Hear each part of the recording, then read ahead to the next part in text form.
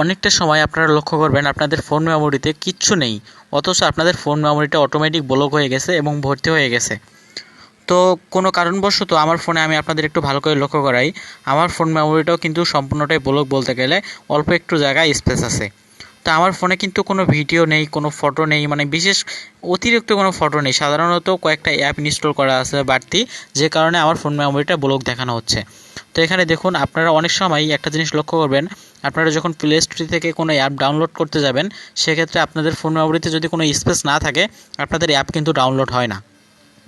তো এখানে আপনারা একটু ভালো করে লক্ষ্য করুন, আমার ফোন মেমোরি কিন্তু হচ্ছে 64 জিবি, ইউজ হচ্ছে 48.82 জিবি, মানে প্রায় 49 জিবির কাছাকাছি। তো আমার ফোন মেমোরি বর্তমানে ফাঁকা আছে শুধুমাত্র 15 জিবি। তো এই ক্ষেত্রে আপনাদের করণীয় কী? আপনাদের ফোন মেমোরি যদি এভাবে ভরা থাকে, অনেক সময় আমাদের ফোনে অনেক ডকুমেন্ট নিতে হয়, সেক্ষেত্রে আমাদের ফোনে স্পেস থাকে না, আমরা ডকুমেন্টগুলো নিতে পারি না। তো আপনারা কী করবেন এক্ষেত্রে? আপনাদের করণীয়টা কী? তো এক্ষেত্রে আপনারা যখন অনেকগুলো অ্যাপ আপনাদের মোবাইলে ইউজ করেন, এই অ্যাপগুলো যখন অনেক দিন ধরে ইউজ করেন কিন্তু অ্যাপগুলোর ডাটাগুলো ক্লিয়ার করেন না, সেক্ষেত্রে আপনাদের এই অ্যাপে অনেকটা স্পেস দখল করে থাকে, যে কারণে আপনাদের প্রত্যেকটা অ্যাপে প্রায় অনেক বেশি এমবি হয়ে থাকে।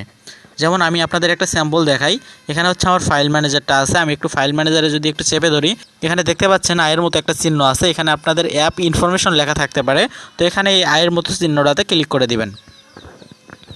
তো এখানে আসার পর আপনাদের সামনে ঠিক এমন একটা ইন্টারফেস বাইর হবে, এখানে আপনাদের সামনে কিছু অপশন থাকবে। এখানে নিচে দেখতে পাচ্ছেন পারমিশনের নিচে স্টোরেজ, এখানে একটা অপশান আছে, এখানে ক্লিক করে দিবেন।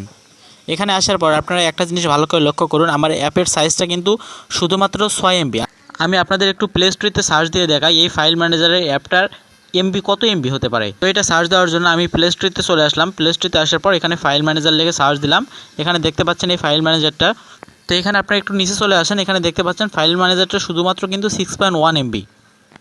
তো এখানে এই 6.1 MBর ফাইল ম্যানেজারটা আমার এখানে কতটা জায়গা দখল করে আছে আপনারা একটু ভালো করে দেখে নিন। টোটাল কিন্তু 360 MB জায়গা দখল করে আছে। মাত্র 6 MBর একটা অ্যাপ 360 MB আমার ফোন থেকে স্পেস দখল করে আছে। তো এরকম অনেকগুলো অ্যাপ আছে আমাদের মোবাইলে যেগুলো অনেক বেশি জায়গা দখল করে থাকে।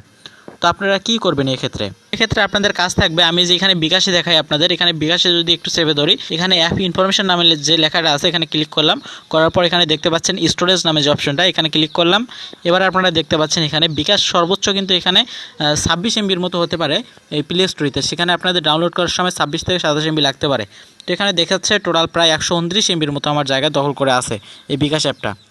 তো এরকম আপনাদের মোবাইলে যতগুলো অ্যাপ আছে সকল অ্যাপের এভাবে আপনারা কী করবেন, এখানে ক্লিয়ার স্টোরেজ নামে যে অপশানটা আছে এখানে ক্লিক করে সকল ডাটা ক্লিয়ার করে দিবেন।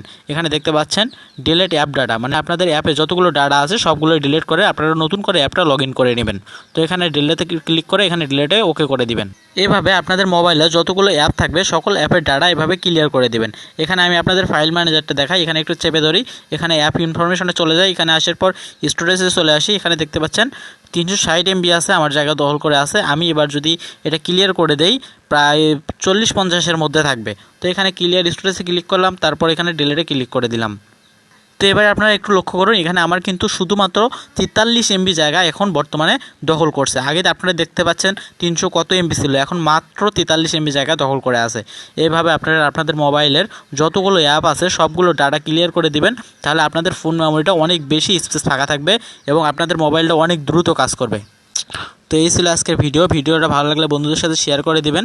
আর এরকম নতুন নতুন ইন্টারেস্টিং ভিডিও পাওয়ার জন্য আমার চ্যানেলটি সাবস্ক্রাইব করে পাশে থাকা বেল আইকনটি অল করে দিবেন। ধন্যবাদ এতক্ষণ আমার সাথে থাকার জন্য।